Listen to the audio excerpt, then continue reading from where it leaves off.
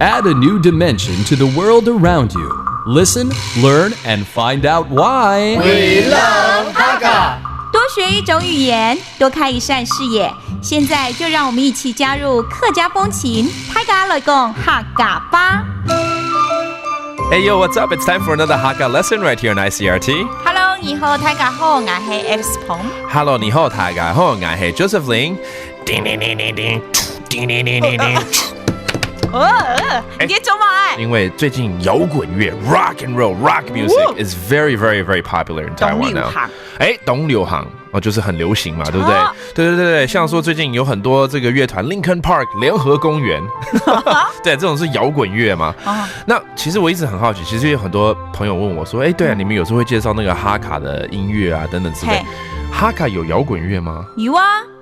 Really? Okay. I was just asking, Alice right here, because we talk a lot about Hakka music over the past, few months to years, but we hardly talk about rock music, Hakka rock music. So there is a Hakka rock band, huh? More than one, I'm sure. 应该有很多嘛，对不对？你介绍一个好了，比较有名一点的。比如講啲苗栗。苗栗是？錯。OK。苗栗啊，佢哋有很多啱鏡沖流客家樂團。啱鏡沖流客家樂團，客家樂團應該就是客家樂團嘛。that means a Hakka band. But 前面4個字是什麼？啱鏡沖流。啱鏡沖流是什麼字？應景唱流。應景唱流啊，應什麼景啊？冬天到了要應景。沒該種嘅應景哦。不是那個應景，那是什麼？一個應景，它的字面上是寫很硬的硬。做捏的對啊。然後脖子的那個景字。A stiff neck。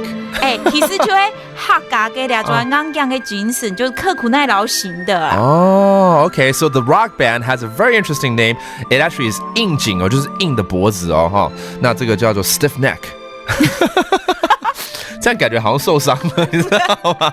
But a stiff neck actually implies, it signifies in the Hakka culture that you're very hardworking and you stick to all your principles. 最主要它是因为取客家的印记嘛，就会不一定講其實客家人嘅樂團啊。所以 Hakka 裡面有講應景這個字就對了。講啊。是這樣子啊。Okay, so it's actually a term used in everyday life in the Hakka culture. So 應景 there you go. 再怎麼講？